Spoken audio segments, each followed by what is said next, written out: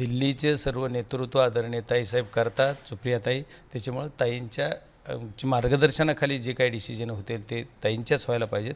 आदरणीय पवारसाहेबांचे आणि मोदी साहेबांचे चांगले संबंध आहेत का? तर नक्कीच आहेत. पूर्ण देश बघतोय. शरद पवारांच्या राष्ट्रवादी काँग्रेस पक्षाचे खासदार बजरंग सोनावणे आपल्यासोबत आहेत. आज तुम्ही भेट घेताय नरेंद्र मोदींची.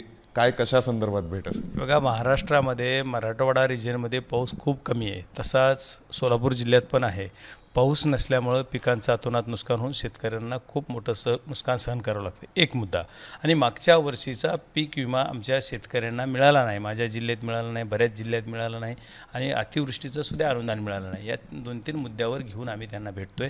आम्ही वेळ मागितली आणि सुप्रियाताईंनी वेळ मागितलेली आणि त्याच्या अनुषंगानं आम्हाला वेळ मिळाली. एवढाच मुद्दा घेऊन आम्ही त्यांना बोलणार आहोत की आम्हाला काहीतरी विशेष पॅकेज आता द्या की आमच्या मराठवाड्यातल्या सर्व शेतकऱ्यांसाठी. दुसरं विशेष पॅकेज म्हणजे दुसऱ्या कुठल्या शेतकऱ्यांसाठी विशेष पॅकेज द्या. आणि मागचा 25चा जो विमा आहे, जे 25-26चा विमा माझ्या शेतकऱ्यांना मिळाला नाही, लोक रस्त्यावर उतरत आहेत. आणि यांचं आमच्या जिल्ह्यामध्ये अतिवृष्टी होऊन सुद्धा नुकसान झालं, पिकाचं प्रचंड नुकसान झालं, तरी शेतकऱ्याला विमा मिळाला नाही. याचा सुद्धा तुम्ही कुणाची चूक झाली, काय झाली ते बघायचं. वारंवार आम्ही पत्रव्यवहार केलेला आहे. पण आता या मिटिंगमध्ये आदरणीय पंतप्रधानांना आम्ही हे विचारणार आहोत की आम्हाला हे विमा देण्यासाठी काय करावं लागेल. त्या अनुषंगाने ते एक विषय आहे. एवढंच नाही तर जे काही म्हणजे दुष्काळ झाला आहे हा एक विषय आहे.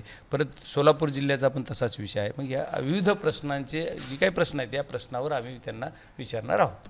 सर, या सगळ्यामध्येच अगदी नुकतंच जयंत पाटील यांची एक विमानवारी झालेली आहे आणि देवेंद्र फडणवीस आणि विधानसभा अध्यक्ष राहुल नार्वेकर सोबत होते. त्यामुळे लोकांमध्ये चर्चा आहे की आता राष्ट्रवादी काँग्रेस शरद पवारांचा पण सत्तेत जाणार. हे बघा, आता विमानामध्ये कोण कधी कुठं कसं भेटेल काय सांगा. आता योगायोग असतो. मला पण एक असंच कुणीतरी कुठं भेटलं समजा तर म्हणायचं का ते असं नाही होत. आता आपल्याला थोडं माहीत असतं की आपण ज्या विमानानं जातो तो शासकीय म्हणजे विमान होतं का? नाही आहे. तो जे प्रवासाचं विमान असेल एखाद्या वेळेस तर प्रवासाच्या विमान शासकीय विमानात जर ते दोघं गेले किंवा तरी पण जाऊ बी शकतात. तसंही शासकीय विमानात सुद्धा कुठं चला मग आम्ही इकडे काही काम आहे तिथपर्यंत आपल्याला वेळ आहे, मला तर विमानात भेटून तर बोलू शकतो, त्यांच्या इकडे जात असं होऊ शकतं. पण हा विषय विनाकारण काहीतरी का असं होतं आहे आम्हाला कळा नाही. पण आजकाल खूप मोठा संशय घेतला चालला आहे आणि त्याला तसं वातावरण आता इथून मागच्या काळात सुद्धा विरोधी पक्षाचे लोक सत्ताधाऱ्यांना भेटत होते, त्याचे विविध प्रश्नावर चर्चा करत होते, आताही करतात आणि पुढेही करतील. पण त्याचा अर्थ काहीतरी वेगळा लावला जातो. Is not fair. या सगळ्यामध्ये सत्तेत जाईल का राष्ट्रवादी काँग्रेस शरद पवारांची, हा जो प्रश्न वारंवार उपस्थित केला जातो किंवा एनडीएत जाणार का, तर त्याकडे तुम्ही कसं पाहता? हे बघा, आज तरी माझ्याकडे माझ्या पक्षाचं विजन मला माहीत आहे. त्याच्यामुळे माझा पक्ष, माझं नेतृत्व, आम्ही अपोजिशनच्या पूर्ण बाकावर बसून काम करत आहोत आणि 99% आम्ही अपोजिशनच्या बाकावर बसूनच काम करूत असं मला आज तरी वाटतंय. त्याच्यात कुठलीही शंका कोणी घेऊ नये आणि ही वारंवार क्लेरिफिकेशन द्यायची वेळ आमच्यावर येऊ नये अशी आम्हाला वाटतं. म्हणजे 99% म्हणजे 1% काहीतरी 100% बोलतो. 99% ठीक आहे, माघारी तुम्ही आधी 99 ठीक आहे आम्ही म्हणलोत ना, ठीक आहे म्हणलो आम्ही. 99% बोलण्याचं एक ओघामध्ये बोललो. 100% जाणार नाहीत, 1000% जाणार नाहीत, 1000% जाणार नाहीत. या सगळ्यामध्ये FCRA चा कायदा चर्चेला येणार आहे, घटना दुरुस्तीची चर्चा आहे. या सगळ्याच्या अनुषंगाने काय भूमिका असेल? हे बघा, आणखी तर कुठलं बिल आज टेबलवर आलं नाही जे तुम्ही बोलताय त्याच्यातलं. पण जर कधी उद्या आलं किंवा आज मला माहीत नाही कधी प्रेझेंट करतील ती, तर त्यावेळेस निर्णय आमचा अपोजिशन सर्व इंडिया गठबंधनचा जो असेल अपोजिशन पार्टी त्यांच्यासोबत आमची पार्टी आज आहे आणि त्या पद्धतीने काम करेल. या संपूर्ण अधिवेशनात आपल्याला एक जाणवलं की सत्ताधारी आणि विरोधकांमध्ये संवाद नसल्यामुळे सभागृह चालू शकलेलं नाहीये. हो, मी तसंच सांगतो की सत्ताधारी पक्षाची जबाबदारी असते की विरोधी पक्षाच्या सर्व नेतेगणांना बोलून एक मिटिंग घेतली पाहिजे आणि मिटिंगमध्ये जो काही निर्णय असेल तो मिटिंगमध्ये निर्णय घेतला पाहिजे, त्याच्या अनुषंगाने काम केलं पाहिजे. पण तसं होत नाही ना. त्याच्यामुळे जर विरोधकासबरोबर चर्चाच नाही करायची तर मार्ग कसा सुटणार आहे? मार्ग निघणार नाही आहे आणि मार्ग नाही निघला तर मग हाऊस चालणारच नाही आहे. हा विषय आहे. त्याच्यामुळे हाऊस का चालत नाही याला जबाबदार कोण आहे? ते सत्ताधारी आहेत. आणि आम्ही वेळोवेळी बघा आजपर्यंत कुठल्या दिवशी आम्ही अपोजिशन म्हणून काम केलं नाही असं सांगा हाऊसमध्ये? प्रत्येक वेळेस जिथं बी काय आता मध्ये बोलायचं वेळ आली त्यावेळेस त्यांनी सनकोन टीका केली. जे गव्हर्नमेंटच्या ज्या चुकावर, म्हणजे असं जे असताना आम्ही सभागृहामध्ये पूर्ण पार्लमेंटमध्ये जे असताना पूर्ण ताकदीने विरोधी पक्षासोबत आपण असतो, जी बी LOPचा निर्णय असेल, जो बी अपोजिशनचा निर्णय असेल त्याच्याबरोबर ताकदीनं असतो. मग आम्ही अशा एवढे सगळं काम करत असताना कोण कसं मिसप्लीट करते माहीत नाही, पण का होतं आहे त्याच्यामुळे आम्ही अपोजिशनच्या भूमिकेबरोबर आहोत. या सगळ्यामध्ये आता तुमचे आणि अमित शहाजींचे संबंध खूप चांगले आहेत, अनेकदा तुमची त्यांची भेट होते. शरद पवारांच्या पक्षाचे नरेंद्र मोदींचे संबंध चांगले आहेत, तर विरोधकांसोबत चर्चेच्या पुढाकारामध्ये तुमची भूमिका असेल असं वाटतं? नाही. हे बघा, मी खूप छोटा कार्यकर्ता आहे.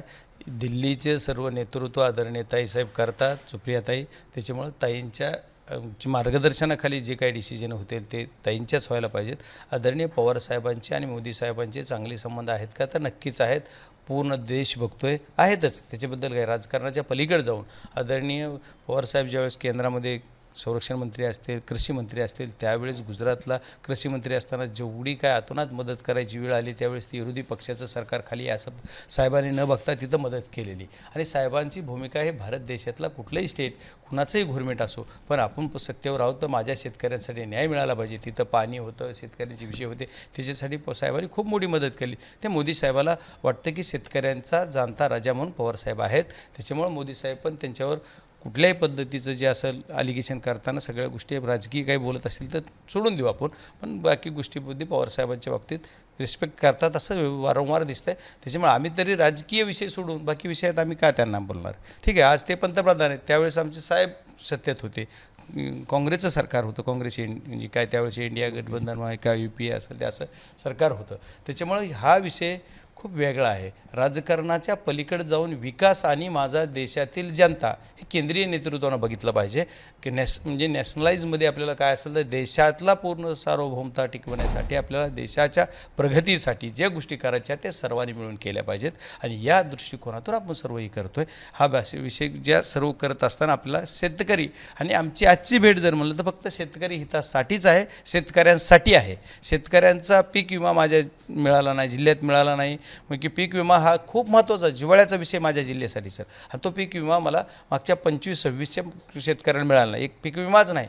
तो दुसरा विषय असा आहे की त्यांना अतिवृष्टी झाली, अतिवृष्टीचं सुद्धा अनुदान मुख्यमंत्र्यांनी सांगितलं पण मिळालं नाही. मग ह्या गोष्टी घेऊन आम्ही त्यांच्याकडे जातो आहे. एवढंच नाही तर यावर्षी पण प्रचंड दुष्काळाला आम्हाला समोरं जावं, म्हणजे पाणीच नाही आमच्याकडे. आजही तागायत आता जवळपास 2.5 महिने झाले पावसाळ्याला, म्हणजे जूनपासून म्हणतो जून, जुलै, ऑगस्ट 2.5 महिने झाले. 2.5 महिन्यात पण आणखी आमच्याकडं अर्धा पावसाळा संपला तरीसुद्धा पाऊस चांगला पडला नाही. कुठंही नदी वाहिली नाही आहे. मराठवाड्यातली एकही नदी वाहत नाही एक्सेप्ट गोदावरी. ती गोदावरीला पाणी येतं येते, नाशिकचं येतं आहे. त्याच्यामुळे मराठवाड्यातल्या सर्व जिल्ह्यामध्ये जवळपास म्हणजे दुष्काळाची परिस्थिती आहे. याच्यासाठी काय अतिरिक्त आम्हाला निधी देऊन आमच्या फक्त शेतकऱ्यांसाठी काय करता येतं की हा एक विषय आजचा आहे. त्याच्यामुळं बाकी विषयाला कुठं काही नाही. सभागृहातल्या बाबतीत आम्ही तिथून आलो की सभागृहात आहेतच लढायला तयार. बरोबर. तर आपल्या सोबत होते खासदार बजरंग सोनवणे. यांनी म्हटलं की शेतकऱ्यांच्या प्रश्नावर आम्ही आज भेट घेतोय आणि तिथून भेट झाल्यानंतर परत सभागृहात आल्यावर विरोधी पक्षांच्या भूमिकेत आम्ही सत्ताधाऱ्यांच्या विरोधात आवाज उठवण्यासाठी आहोतच. व्हिडिओ जर्नलिस्ट वेद पांडेंसह सोमेश कोलगे, ABP माझा, नवी दिल्ली. ABP माझा, उघडा डोळे बघा नीट.